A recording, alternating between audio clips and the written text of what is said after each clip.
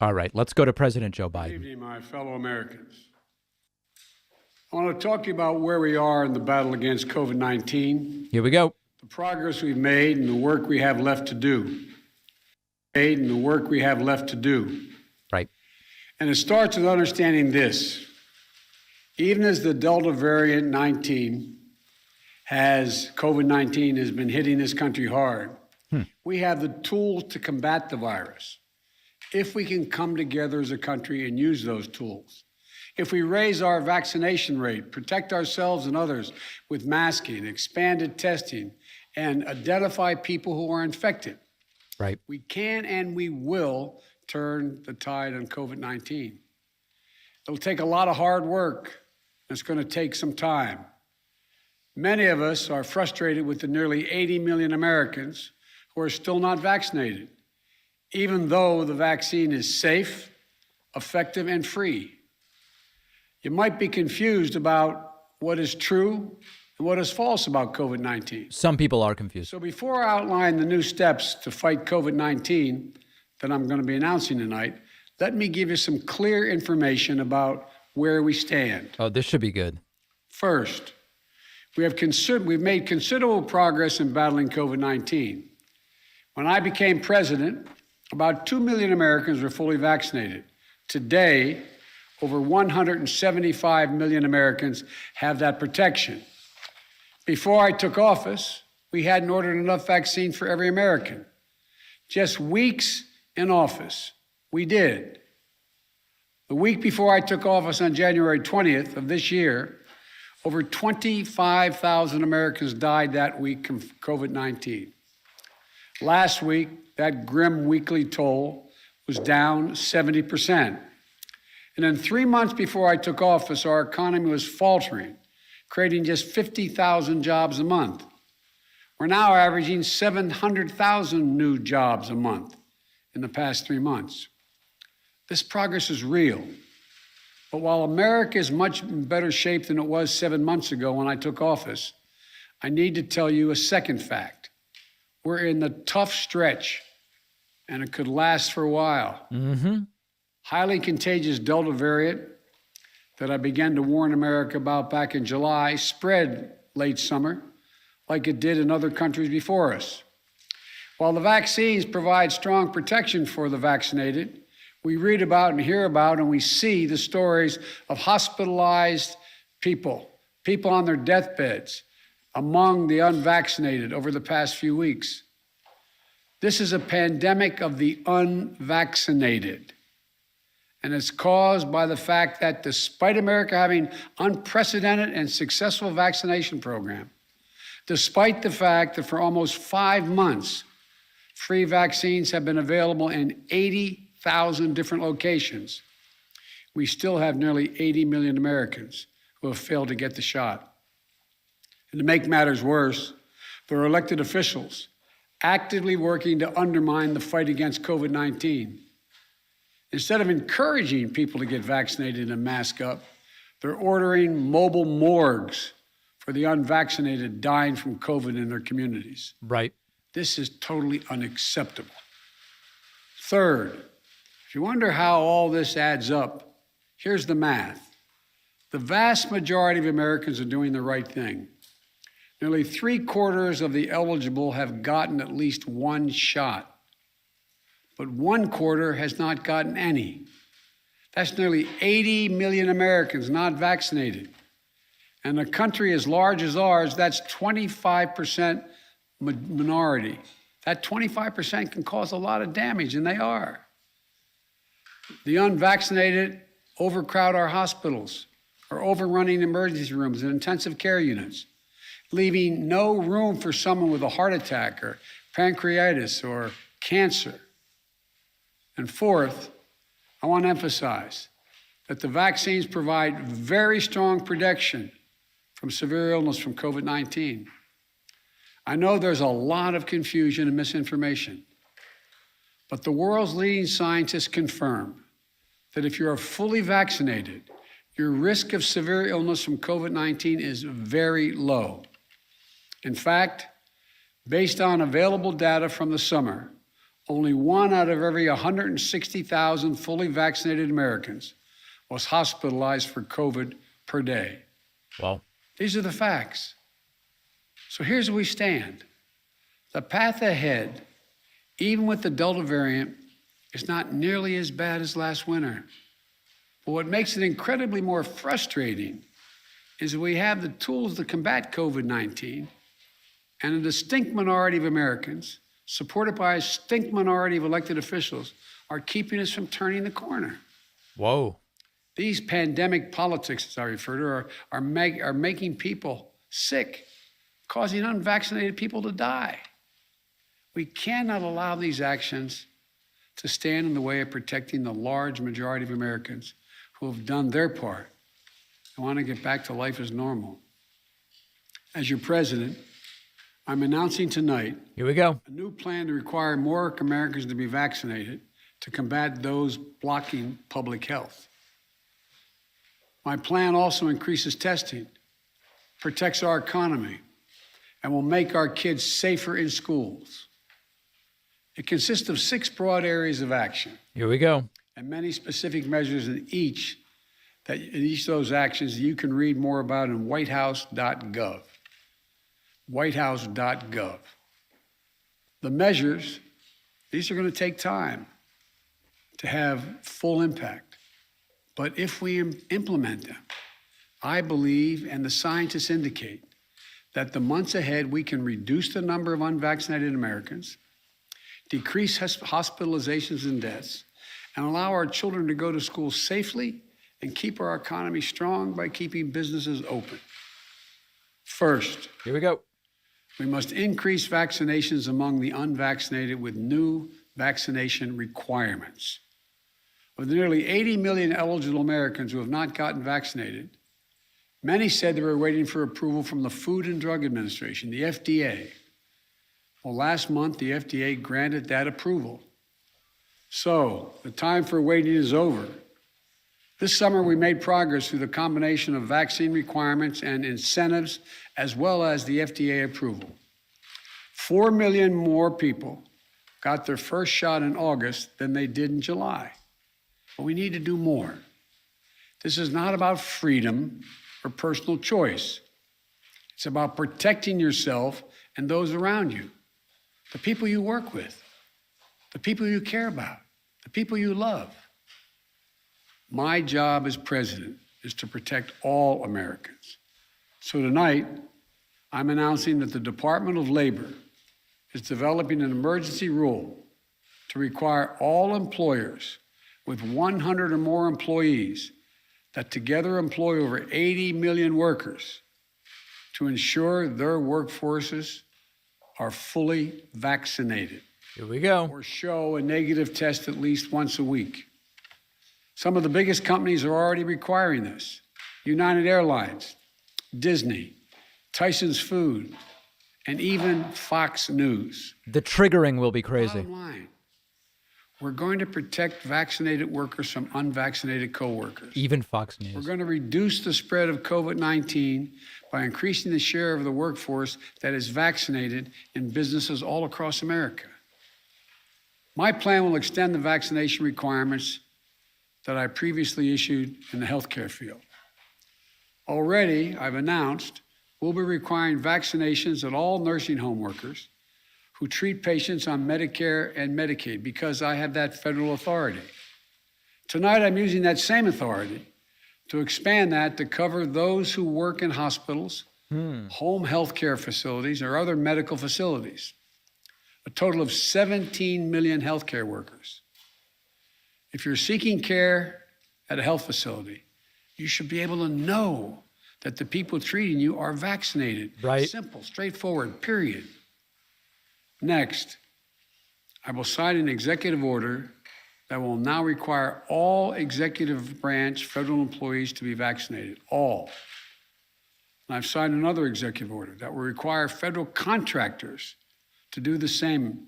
If you want to work with the federal government and do business with us, get vaccinated. I'm taking notes, If you want guys. to do business with the federal government, vaccinate your workforce. And tonight, I'm removing one of the last remaining obstacles that make it difficult for you to get vaccinated. Uh-oh. The Department of Labor will require employers with 100 or more workers to give those workers paid time off to get vaccinated.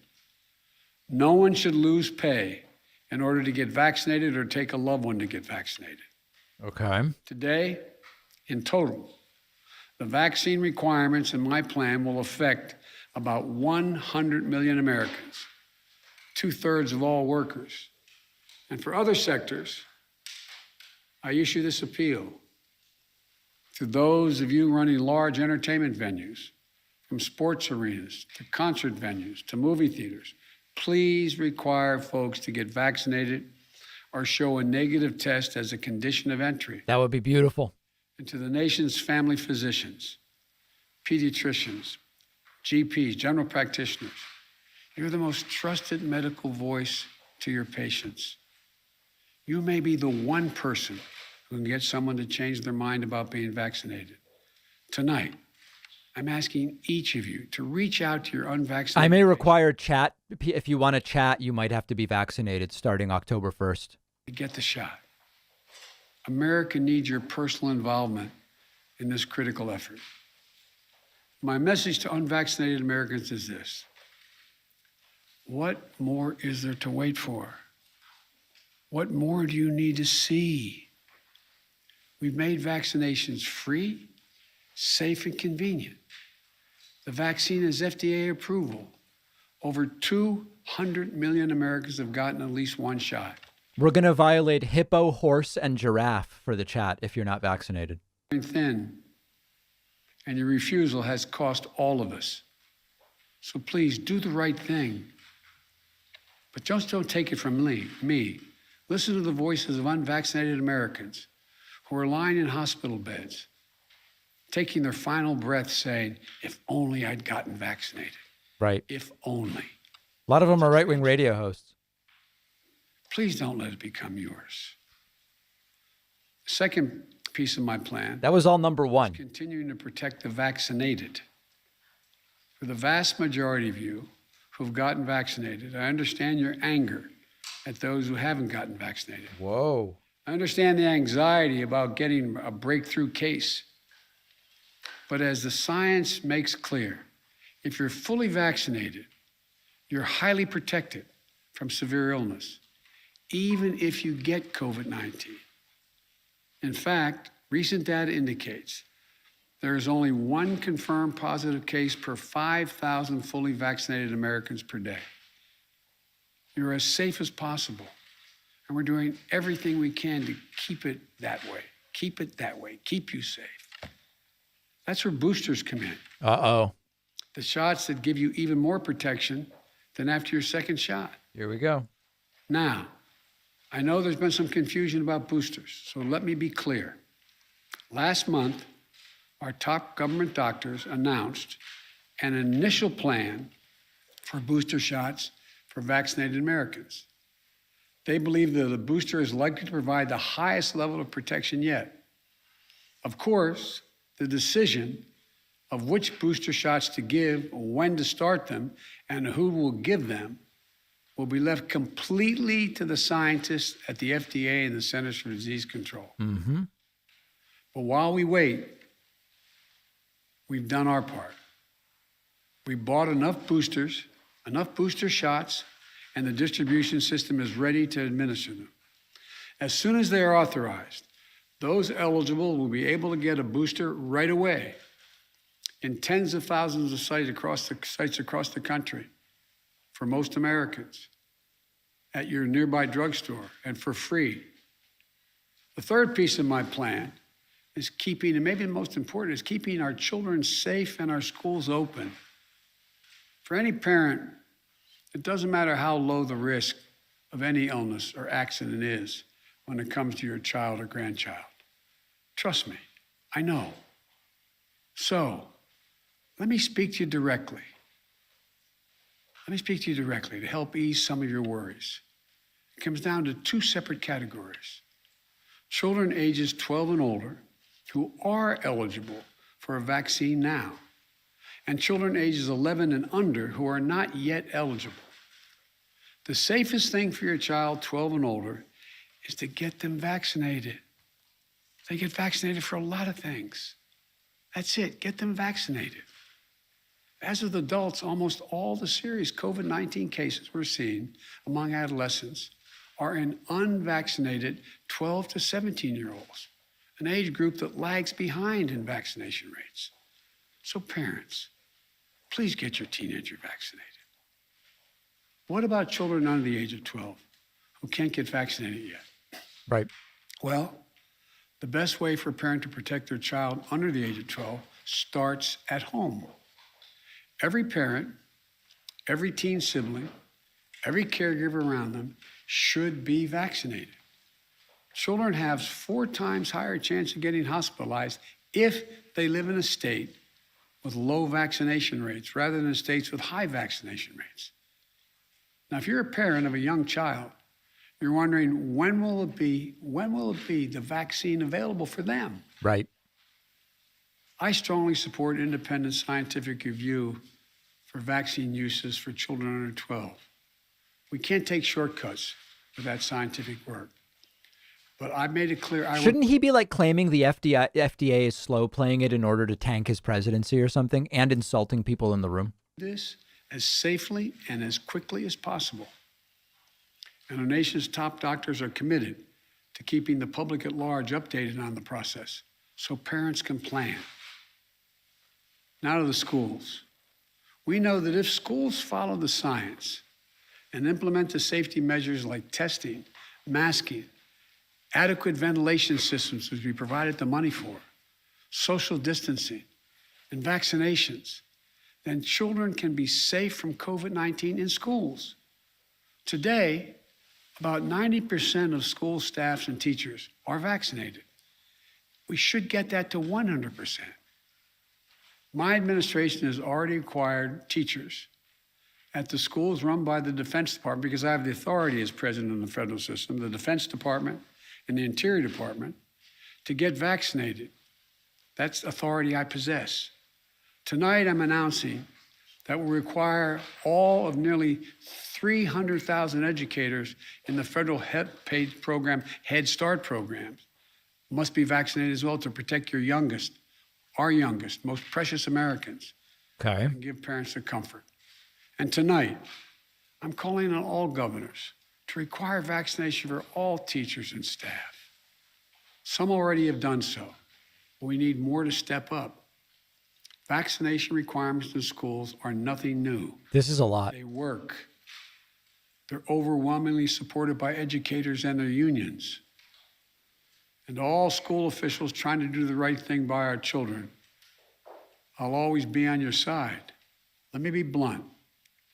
My plan also takes on elected officials in states that are undermining you and these life-saving actions. Right now, local school officials are trying to keep children safe in a pandemic while their governor picks a fight with them and even threatens their salaries or their jobs. Talk about bullying in schools. If they'll not help, if these governors won't help us beat the pandemic, I'll use my power as president to get them out of the way. The Department of Education has already begun to take legal action against states undermining protection that local school officials have ordered. Any teacher or school official whose pay is withheld for doing the right thing, we will have that pay restored by the federal government. Wow. 100%. It's crazy that that's even happening. I promise you, I will have your back. The fourth piece of my plan is increasing testing and masking. From the start, America has failed to do enough COVID-19 testing. In order to better detect and control the Delta variant, I'm taking steps tonight to make testing more available. By the way, we need cheaper at-home tests. $10 a test is too much. People aren't going to use it. Production. I mean, I bought 500, but okay. Of rapid tests, including those that you can use at home. Right. While that production is ramping up, my administration has worked with top retailers like Walmart, Amazon, and Kroger's. And tonight, we're announcing that no later than next week, each of these outlets will start to sell at-home rapid test kits at cost for the next 3 months. What is cost? This immediate price reduction. I'm about to stock up. I'm going to have to clear a room. It's a 35% reduction. We'll also expand free testing at 10,000 pharmacies around the country. And we're committing $2 billion to purchase nearly 300 million rapid tests for distribution to community health centers, food banks. Anybody know what cost is? Like, is it $3? What's cost? Their income can access free and convenient tests. This is important to everyone, particularly for a parent or a child with a child not old enough to be vaccinated. You'll be able to test them at home and test those around them. In addition to testing, we know masking helps stop the spread of COVID-19. That's why when I came into office, I required masks for all federal buildings, on federal lands, on airlines, and other modes of transportation. Tonight, I'm announcing that the Transportation Safety Administration, the TSA, will double the fines on travelers that refuse to mask. Okay. If you break the rules, be prepared to pay. Require a vaccine, By the way, dude. Show some respect. The anger you see on television toward flight attendants and others doing their job is wrong. It's ugly. The fifth piece of my plan is protecting our economic recovery. Because of our vaccination program and the American Rescue Plan, which we passed early in my administration, we've had record job creation for a new administration. Economic growth unmatched in 40 years. We cannot let unvaccinated do this progress, undo it. Right. Turn it back. So tonight, I'm announcing additional steps to strengthen our economic recovery. Okay. We'll be expanding COVID-19 economic injury disaster loan programs. That's a program that's going to allow small businesses to borrow up to $2 million from the current $500,000 to keep going if COVID-19 impacts on their sales. These low-interest, long-term loans require no repayment for 2 years and can used to hire and retain workers, purchase inventory, or even pay down higher-cost debt racked up since the pandemic began. I'll also be taking additional steps to help small businesses stay afloat during the pandemic. Sixth, we're going to continue to improve the care of those who do get COVID-19. In early July, I announced the deployment of surge response teams. These are teams comprised of experts from the Department of Health and Human Services. This is sort of like the stuff you add to fluff it up into 6 items, but like the bulk of it is items 1 to 3. To areas in the country that need help to stem the spread of COVID-19. Since then, the federal government has deployed nearly 1,000 staff, including doctors, nurses, paramedics, into 18 states. Today, I'm announcing that the Defense Department will double the number of military health teams that they'll deploy to help their fellow Americans in hospitals around the country. Additionally, we're increasing the availability of new medicines recommended by real doctors, not conspiracy theorists. Uh-oh. The monoclonal antibody treatments have been shown to reduce the risk of hospitalization by up to 70% for unvaccinated people at risk of developing severe disease. We've already distributed 1.4 million courses of these treatments to save lives and reduce the strain on hospitals. Tonight, I'm announcing we will increase the average pace of shipment across the country of free monoclonal antibody treatments by another 50%. Before I close, let me say this. Supposing you brought communities of color are disproportionately impacted by this virus. And as we continue to battle COVID-19, we will ensure that equity continues to be at the center of our response. We'll ensure that everyone is reached. My first responsibility as president is to protect the American people and make sure we have enough vaccine for every American, including enough boosters for every American who's approved to get one. We also know this virus transcends borders. That's why even as we execute this plan at home, we need to continue fighting the virus overseas, continue to be the arsenal of vaccines. We're proud to have donated nearly 140 million vaccines over 90 countries, more than all other countries combined, including Europe, China, and Russia combined. That's American leadership on a global stage. And that's just the beginning. We've also now started to ship another 500 million COVID vaccines, Pfizer vaccines, purchased to donate to 100 lower-income countries in need of vaccines. And I'll be announcing additional steps to help the rest of the world later this month. As I recently released the key parts of my pandemic preparedness plan so that America isn't caught flat-footed with a new pandemic comes again, as it will, next month, I'm also going to release a plan in greater detail. So let me close with this. We've made so much progress during the past 7 months of this pandemic. The recent increases in vaccinations in August already are having an impact in some states where case counts are dropping in recent days. Even so, we remain at a critical moment, a critical time. We have the tools.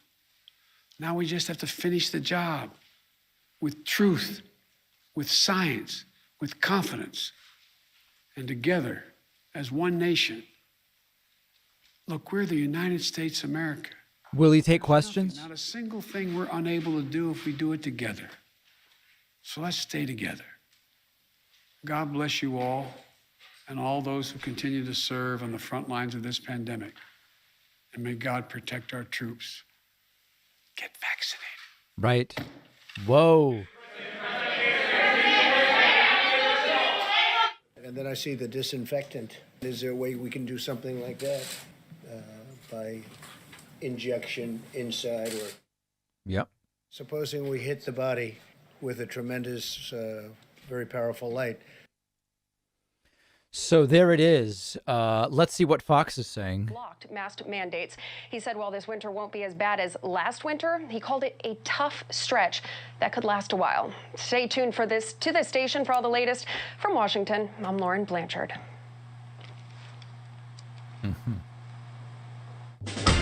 This has been Fox News. Very, very special report. Okay, so let's go to the summary. Please do the right thing. What was announced today? Number one on vaccines. The Department of Labor will be passing a rule where any company with 100 or more employees will need to either provide proof that they've been vaccinated or they will need to be tested weekly. An extension on healthcare workers where any hospital, home health, or other healthcare worker will need to be vaccinated. That's 17 million.